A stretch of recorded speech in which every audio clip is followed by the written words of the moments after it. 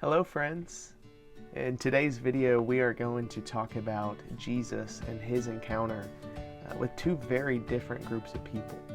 And we're going to look at why the Son of God was amazed. And then we're going to drop into our own lives to see what kind of people that we are. Thank you for watching. I hope you enjoy this video, and it is my prayer that this video glorifies God. Let's get into it. I want you to think about the most amazing experience that you've ever had in your life. I don't know what that might be for you. I don't know if it's because of a thing or a person or maybe a show or maybe a concert. Whatever it is, I want you to think about the most amazing experience that you've ever had in your life where you were just absolutely amazed. This idea of being amazed is not something that is new with us. In fact, as we go to the New Testament and we read within the Gospels, we see that many people had this reaction. And specifically, they had this reaction towards Jesus. Whether it be because of his teachings, him healing the sick, or him just having normal conversations with people, the people were amazed at Jesus. And Matthew chapter 8, verse 27, when Jesus is with his disciples in the boat and this great storm is happening, Jesus wakes up and he calms the sea. And it says that the disciples were amazed at Jesus. In Matthew chapter 15, verse 31, it says, "So the crowd marveled as they saw the mute speaking, the crippled restored, and the lame walking, and the blind seeing, and they glorified the God of Israel." The people were amazed at Jesus. But what about Jesus? Did anything ever happen in Jesus' life that caused him to be amazed at that situation? Did anything so drastic or so incredible happen that caused Jesus to be amazed at someone or something? What's really cool is throughout the Gospels, we see Jesus marvels or is amazed at something only 2 times in his life. And those 2 times are recorded in Mark chapter 6 and then in Matthew chapter 8. And the 2 reasons for Jesus being amazed are drastically different. So let's look at the moments that made Jesus amazed. First, in Mark chapter 6, verses 1 through 6, let's read this together and see the first reason why Jesus was amazed. "He went away from there and came to his hometown, and his disciples followed him. And on the Sabbath he began to teach in the synagogue, and many who heard him were astonished, saying, 'Where did this man get these things? What is the wisdom given to him? How are such mighty works done by his hands? Is this not the carpenter, the son of Mary, and brother of James, and Joseph, and Judas, and Simon? And are not his sisters here with us?' And they took offense at him. And Jesus said to them, 'A prophet is not without honor, except in his hometown, and among his relatives, and in his own household.' And he could do no mighty work there, except that he laid his hands on a few sick people and healed them. And he marveled because of their unbelief." So the first instance of Jesus being amazed is he is amazed at unbelief. Why would Jesus react this way? Why would Jesus be amazed by these people's unbelief?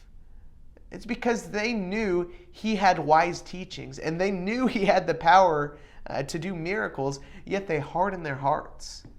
They had God in the flesh right in front of them, and all they had to do was to reach out and to touch him. And they had this perfect opportunity of interacting with the Son of God, yet they hardened their hearts and didn't take him up on that offer.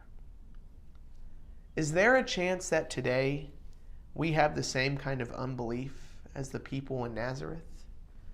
We know that Jesus is right here with us. We know that Jesus has the ability and is willing to make us clean and to heal our souls, yet we don't reach out to him. We don't make the decision to truly give ourselves to him, and we think that, I can make myself well. I can do this all on my own. But we need to be careful about trying to limit Jesus and think that we can do things on our own. Instead, we need to make sure that we are going to Jesus. And we need to make sure that Jesus is not being amazed at our unbelief in him? Would Jesus be amazed at your unbelief? But what about the other instance that made Jesus amazed? Was he amazed at something he did? Was he amazed at something his disciples did, or maybe something his disciples said? What is the other reason for Jesus being amazed? Well, let's turn over to Matthew chapter 8 and look at verses 5 through 10 at the second reason that Jesus was amazed. Matthew chapter 8, verses 5 through 10. When he had entered Capernaum, a centurion came forward to him, appealing to him. And he said, "Look, my servant is lying paralyzed at home, suffering terribly." And he said to him, "I will come and heal him." But the centurion replied, "Lord, I am not worthy for you to have you come under my roof, but only say the word, and my servant will be healed. For I too am a man under authority, with soldiers under me. And I say to one, 'Go,' and he goes, and to another, 'Come,' and he comes, and to my servant, 'Do this,' and he does it." And listen to verse 10. When Jesus heard this, he marveled and said to those who followed him, "Truly I tell you, with no one in Israel have I found such great faith." So the second instance of Jesus being amazed is that Jesus was amazed by a centurion's faith. We think about all the people who Jesus interacted with.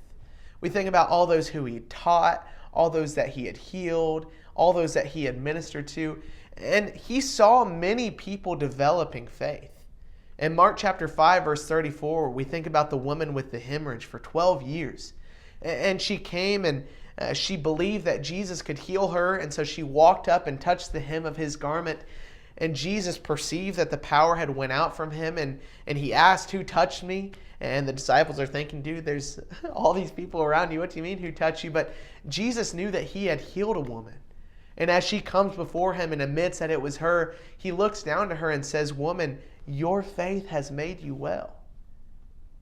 But Jesus, it says that Jesus wasn't amazed at her faith. He didn't marvel at her faith. I mean, this is something extremely significant that's going on here with the centurion. That his faith was so great that he made the Son of God be amazed at his faith. Would Jesus be amazed at your faith? As we look at verses 8 and 9 of this text, we observe the humility of this centurion. And he recognizes that there is a line of authority, that he's above people, and he tells this next person to go, and then this next person to go.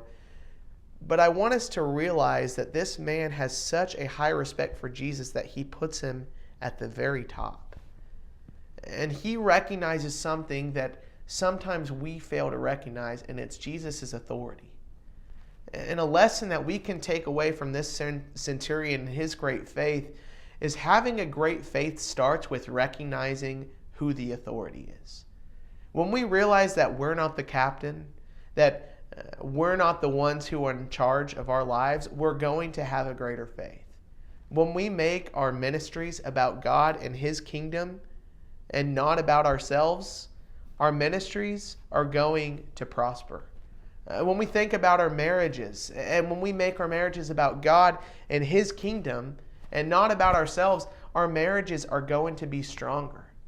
And when we make the church about God and his kingdom and not all about ourselves, the church is going to grow and be efficient. But we've got to recognize who the authority is and be willing to submit to him. And as a result of hearing the centurion's words and seeing his great faith, Jesus was amazed. He saw a man that was willing to do whatever it took to have his servant healed. He saw a man that was willing to submit to the reign and rule of God.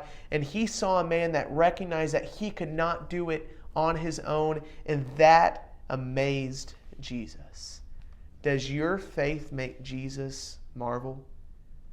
Can Jesus look at us and be amazed at our faith in him? Or does he see us doubting our prayer life and see that we don't think it's effective? Or does he see us making excuses trying to get out of worship? When you think about Jesus, And when he considers you, will he be amazed at your faith, or will he be amazed at your unbelief?